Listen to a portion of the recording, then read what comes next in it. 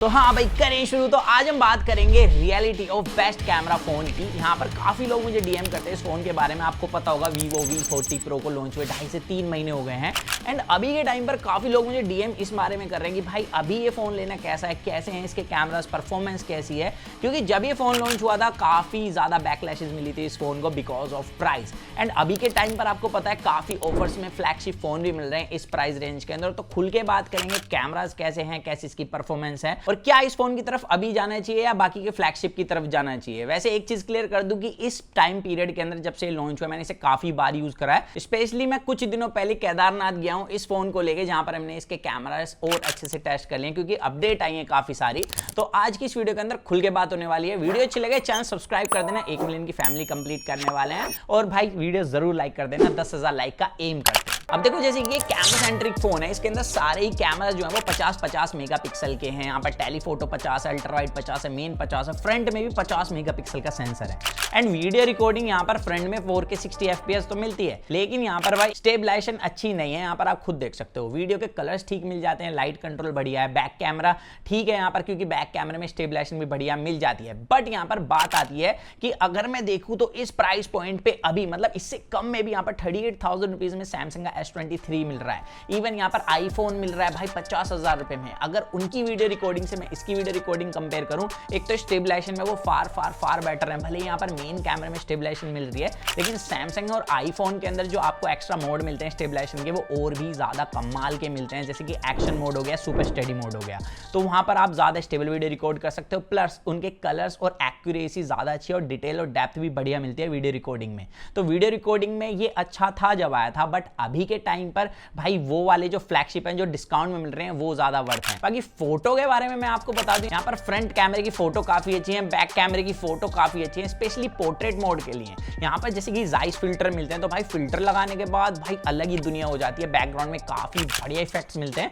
यहाँ पर मैंने अलग अलग पोर्ट्रेट मोड में फोटो क्लिक करी है, आपके सामने रिजल्ट्स हैं। तो इनसे फोटो क्लिक करने के बाद तो लगता है कि हाँ भाई 45-50 हजार वाले फोन से फोटो क्लिक करी है। बट यहाँ पर मैं आपको बता दूं जो मुझे कमियां लगी, जब आप इससे फोटो क्लिक करते हो अलग अलग सिचुएशन में, जैसे कि आपने डायरेक्ट लाइट में क्लिक करी या शाम के टाइम पे फोटो क्लिक करी 4:30 से 5 बजे के बीच में, क्योंकि आजकल आपको पता है दिन जल्दी मतलब ढल जाता है, तो उस टाइम पे क्या है ये थोड़ा सा ना व्हाइट टोन उठाता है। फेस पे नहीं है, ऑल ओवर फोटो में ही व्हाइट टोन लगता है, थोड़े से फेडेड कलर लगते हैं इन शॉर्ट बताऊं तो।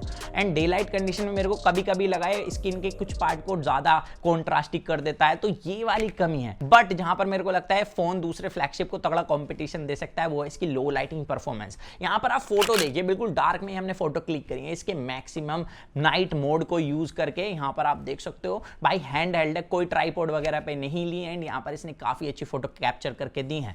बट अगेन मैं ये कहूंगा कि अगर मैं आईफोन 15 के नाइट मोड को मैक्स पर सेट कर देता हूँ, सैमसंग S23 के नाइट मोड को मैक्स पर सेट कर देता हूँ, तो इससे बेटर फोटो क्लिक कर सकते हैं वो, क्योंकि जो एक्स सीरीज के फोन है ना उनका नाइट मोड ही उनके फ्लैगशिप को किल कर सकता है। ये मेरा मानना है जितने मैंने आज तक इनके फोन टेस्ट करे हैं। तो इन शॉर्ट बताऊं, जब ये फोन आया था इसके कैमरास डेफिनेटली बहुत अच्छे थे, मैंने जम की तारीफ करी है।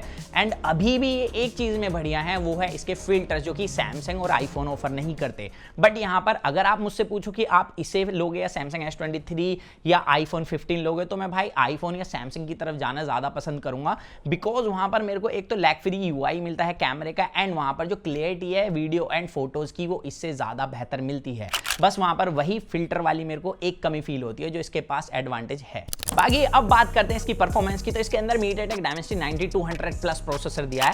अब हमने पहले भी भाई Vivo की X सीरीज के अंदर Dimensity के प्रोसेसर यूज करे हैं, उनके अंदर प्रॉब्लम क्या थी, मतलब परफॉर्मेंस तो तगड़ी मिलती थी लेकिन हीटिंग थी। तो यहाँ पर भी ऐसा ही कुछ है, मतलब अगर आप 10 से 15 मिनट इससे हाई रेज में वीडियो रिकॉर्ड करोगे तो फोन वार्म होने स्टार्ट हो जाता है। एंड उसके बाद दिक्कत क्या है कि जब भी आप इसके UI को चलाओगे ना तो वहां पर जिटरिंग मिलेगी, 120 FPS का उतना अच्छा एक्सपीरियंस नहीं मिलता। ये चीज मैंने पहले ही बताई Vivo के फोन के बारे में। बाकी यहाँ पर अगर आप गेमिंग का पूछें तो गेमिंग को आए हुए मतलब इस फोन को आए हुए काफी टाइम हो गया एंड अभी भी 90 FPS का ऑप्शन नहीं खुला है, जो कि मेरे को लगता है प्रोसेसर कैपेबल है, बट Vivo अनलॉक नहीं कर रहा है, इसे फॉर ग्रांटेड ले रहा है, ऐसा मुझे लगता है। और ऐसा मुझे इस वजह से भी लग रहा है क्योंकि अगर ये 90 FPS का ऑप्शन दे देता है तो फोन और ज्यादा हीट मारेगा, तो Vivo ना कहीं बच रहा है। खैर यहाँ पर आपको स्मूथ में 60 FPS का ऑप्शन मिलता है और अल्ट्रा HD तक अल्ट्रा में आप गेम प्ले कर सकते हो। हमने भाई 60 FPS में गेम प्ले करा है मैक्स सेटिंग्स के अंदर एंड यहाँ पर 30 to 40 minutes game game play करने के बाद यहाँ पर जो हमें 55 FPS की कंसिस्टेंसी मिली है। और हीटिंग की बताऊँ तो भाई फ़ोन वार्म होता है अराउंड 44 टू 45 डिग्री सेल्सियस जाता है, जो कि मेरे हिसाब से ठीक टेम्परेचर हमें मिल रहा है। एंड गेम प्ले भी ठीक ठीक है, ऐसा नहीं है आप गेम प्ले नहीं कर सकते, मूड फ्रेश करने के लिए आप गेम प्ले कर सकते हो। वहीं पर अगर आप एक हैवी गेमर हो तो आपको भाई बीच बीच में फ्रेम ड्रॉप, जिटरिंग मिलेगी जो कि आपको परेशान कर देगा। एंड ये प्रोसेसर जो है वो AAA गेमिंग को भी सपोर्ट करता है, तो हमने CarX स्ट्रीट गेम प्ले करा है इसके अंदर। यहाँ पर गेम प्ले के साथ अगेन वही दिक्कत है, जहां पर भी हाई रेंडरिंग वाले ग्राफिक्स आ जाएंगे वहां पर इसके अंदर आपको लैग और जिटर फेस करने के लिए मिलेगा। एंड यहाँ पर हमें कंटिन्यू मिला है, तो गेम एक्सपीरियंस उतना अच्छा नहीं रहा इस फोन के साथ। एंड अगेन इसमें भी भाई फोन वार्म होना स्टार्ट हो गया।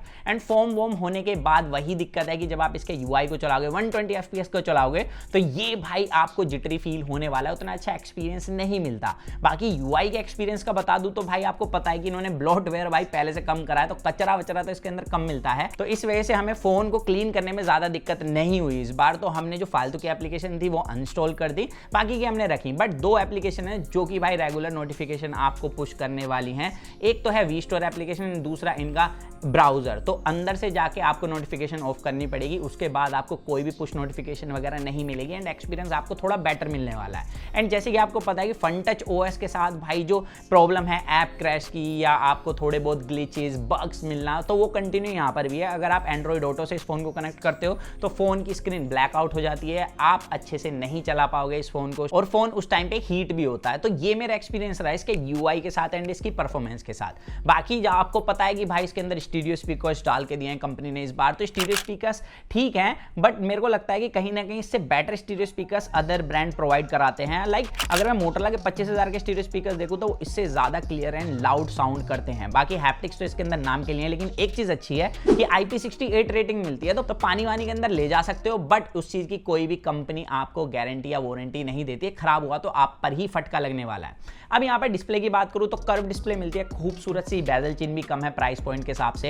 एंड यहाँ पर कलर्स की बात करें तो देखो सबसे पहले हाई एंड स्पेक्स के साथ आती है जो कि इस प्राइस में मिलती है। एक तो 1 मिलियन कलर शो कर सकती है, HDR10+ सर्टिफाइड है, फुल HD डिस्प्ले है, और इसके अंदर आप जो भी कंटेंट देखते हो उसके कलर्स बढ़िया मिलते हैं। यहाँ पर बस मेरे को दिक्कत ये लगी, जब आप किसी दूसरी डिस्प्ले से साइड बाय साइड कंपेयर करने वाले हो तो उस टाइम पे आपको हाई कॉन्ट्रास्ट लग सकता है किसी किसी सिचुएशन में, स्पेशली HDR कंटेंट स्ट्रीम करते हुए, तो वो मेरे को इशू लगा है। एंड दूसरी चीज ये है डिस्प्ले के अंदर जैसे इन्होंने 4500 निट्स की पीक ब्राइटनेस चीक चीक के बोल दी, तो ये होती है लैब टेस्टेड। स्मार्टफोन ब्रांड बहुत ज्यादा स्मार्ट है, इन चीजों को ना मार्केटिंग गिमिक कहूंगा मैं सीधा सीधा, ये लैब में टेस्ट करते हैं, जहां से भी ज्यादा पीक ब्राइटनेस पहुंच जाएगी उसे लिख देंगे कि हमारी इतनी निट्स की पीक ब्राइटनेस है। अब ये डे टू डे यूजेज में कहीं काम नहीं आएगी। जब आप HDR कंटेंट देखोगे तो कुछ सेकंड्स के लिए भाई 4500 निट्स जा सकती है ब्राइट पार्ट से, लेकिन जो ऑल ओवर वीडियो है वो 4500 निट्स की पीक ब्राइटनेस वाली फील नहीं होती। और मैं आपको बता दूं इंडोर तो इसकी विजिबिलिटी अच्छी है, लेकिन आउटडोर अगर आप सोच रहे हो कि भाई 4500 निट्स की पीक ब्राइटनेस हम मजा ही आ जाएगा, तो ऐसा नहीं है। इसकी विजिबिलिटी आउटडोर ठीक है,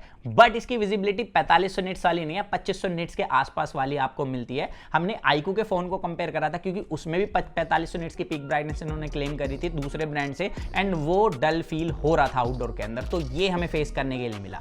बाकी यहाँ पर आपको बता दूं कि भाई जितना हमने इसके इन डिस्प्ले फिंगरप्रिंट सेंसर वगैरह को यूज करा, काफी फास्ट है, यहाँ पर एनिमेशन भी बढ़िया है। एंड अभी FunTouch OS जो नया आने वाला है उसके साथ तो और भी नई एनिमेशन डालने वाले हैं। इसके अलावा नेटवर्क कनेक्टिविटी भाई केदारनाथ में मस्त टावर मिले थे, जहां पर हमें किसी फोन के अंदर नहीं मिले, तो उस मामले में बढ़िया है। 5G कनेक्टिविटी बढ़िया है, वाईफाई कनेक्टिविटी बढ़िया है। और यहाँ पर अब बात करें इसकी इनहैंड फील की, तो भाई देखो यहाँ पर सीधा सा है, इनका जो डिजाइन है वो अप्रिशिएट किया जा सकता है। इसकी इनहैंड फील काफी अच्छी है, स्लिम ट्रिम सा फोन है, इस वजह से मुझे अच्छा लगता है। मतलब आप इसे इजिली कैरी कर सकते हैं, एक हाथ से भी मैं इसे यूज कर लेता हूँ काफी हद तक। बट यहाँ पर दिक्कत जो मुझे लगती है, लाइक 50,000 में मेटल फ्रेम होना चाहिए, जो कि ज्यादातर ब्रांड प्रोवाइड करा रहे हैं। OnePlus हो गया, मोटोरोला हो गया, सैमसंग हो गया, आईफोन हो गया, तो भाई वो डेफिनेटली इसके अंदर कमी फील होती है, क्योंकि जब आप मेटल फ्रेम वाला फोन यूज करोगे कर्व डिस्प्ले वाला, तो आपको वो ज्यादा अच्छी सॉलिड इन हैंड फील देगा इसके कंपैरिजन में। तो यहाँ पर मेरे को इसमें ये कमी लगी है, क्योंकि मैंने इसे जितना भी यूज करा ना इन दिनों में तो काफी सेफली करा है, बट उसके बाद भी मेरे को लग रहा है कि कहीं कहीं से पेंट हल्का सा उतरता हुआ दिख रहा है। और विद टाइम चाहे आप कवर भी यूज कर लो, मेरे को पता है कि यहाँ पर ना व्हाइट आपको फ्रेम दिख जाएगा कुछ टाइम बाद, मतलब इसका पेंट छूट जाएगा। तो मैं कहूंगा कि भाई ये थोड़ा सा और इंप्रूवमेंट कर लेते बिल्ड में तो ज्यादा बेटर रहता। एंड मेरे को एक चीज थोड़ी कमी लगती है वीवो के फोन के अंदर, ये कैमरा मॉड्यूल बड़े तो देते हैं, काफी अट्रैक्टिव लगते हैं, मतलब बड़े लेंस डाल देंगे। तो यहाँ पर भाई देखो वीवो का X सीरीज का फोन भी है, अब इनके अंदर देखने में तो अच्छे लगेंगे, लेकिन इनके अंदर दिक्कत ये है कि यहाँ पर भाई इस लेंस पे स्क्रैच आई ना, तो आप जब लाइट के अंदर फोटो क्लिक करोगे तो रिफ्लेक्शंस आते हैं। मेरे भाई के पास एक्स सीरीज का फोन है, उसमें पूरा लेंस बर्बाद हुआ पड़ा है, उसे चेंज करवाना पड़ेगा, और वो तो उसने काफी सेफली यूज करा था फोन। तो वो दिक्कत इसके साथ भी होने वाली है, ऐसा मुझे लग रहा है। उसके ऊपर स्क्रीन गार्ड वगैरह लगा के रखोगे तो वो विद टाइम येलो पड़ेगा और फोटो में उतना मजा नहीं आएगा। तो सैमसंग और आईफोन इसी वजह से में छोटे कैमरा मॉड्यूल वाला फोन देते हैं, इतना मान लो। तो यहाँ पर ये दिक्कतें हैं इस फोन के साथ और ये अच्छाइयां हैं। बाकी बैटरी का बताऊं तो यहाँ पर फास्ट चार्जिंग मिलती है 80 वोल्ट की, बढ़िया चार्ज हो जाता है। एंड यहाँ पर बैटरी बैकअप का जितना मैंने यूज करा भाई, एक दिन का बैटरी बैकअप अगर आप नॉर्मल टू हैवी यूजर भी हो आराम से आपको निकाल के देगा, तो उस मामले में ये बढ़िया मेरे को लगा है। अब यहाँ पर ऑल ओवर ओपिनियन दूं तो देखो, जिस टाइम पर ये फोन आया था 50,000 रुपए में, तो सबसे पहले तो शॉकिंग ये था कि वीवो की वी सीरीज भाई 50,000 टच कर गई है। स्टार्टिंग में 20-25 हजार में आती थी, फिर 30 गई, 35 गई, अब 50 हो गया डायरेक्ट। तो काफी ज्यादा बैकलैश मिला था इस फोन को, और लिटरली वीवो ने ये बोला था अपने इवेंट के अंदर कि हम काफी सही प्राइस पे फोन लाए हैं, बट सही प्राइस नहीं लगा लोगों को। लेकिन मैंने ऑफलाइन से 43,000 समथिंग का फोन बाय करा है, एंड इतने का ही आपको मिल जाएगा। बट जब कंडीशन अलग थी, क्योंकि कोई फ्लैगशिप फोन हमें डिस्काउंट पे नहीं मिल रहा था, लेकिन अभी दिवाली के टाइम पर हमें ज्यादातर फोन फ्लैगशिप भाई डिस्काउंट में इसके अराउंड प्राइस पर मिल रहे हैं। तो मैं आपको सीधा सजेशन देता हूं, अगर आपका बजट ना 50,000 के अराउंड है, तो अभी जो फ्लैगशिप डिस्काउंट पे चल रहे हैं ना, वो उठा सकते हो, क्योंकि वहां पर आपको बेटर कैमराज मिलते हैं, बेटर इन हैंड फील मिलती है, बेटर सॉफ्टवेयर एक्सपीरियंस दिया गया है, रिलायबिलिटी भी ज्यादा बेटर मिलती है। बस यहाँ पर दो एडवांटेज है, अगर आपको एक तो कैमराज के अंदर फिल्टर चाहिए और दूसरा बैटरी ज्यादा सॉलिड चाहिए, तो आप इसकी तरफ जा सकते हो। तो ये मेरा फुल रिव्यू था इस फोन के बारे में। आई थिंक आपके सारे डाउट क्लियर हुए होंगे, काफी लोगों के पैसे बचा के हमने सही जगह भी लगवाए होंगे। तो चैनल सब्सक्राइब करना तो बनता है और वीडियो लाइक कर देना, 10,000 लाइक का एम करते हैं। बाकी आप बताना, अगर आप इस फोन को परचेस करने की सोच रहे थे तो आपका डिसीजन अब क्या बना, या आप इस फोन को ऑलरेडी यूज कर रहे थे तो आपका और हमारा एक्सपीरियंस क्या सेम रहा है नहीं रहा, तो वो भी बता सकते हो। सो दैट्स इट गाइस, मिलते हैं जल्दी कूल और एक्साइटिंग वीडियो में। तो जब तक के लिए John Mac guys to watch your heart feels, stay tuned with that HFV box guys.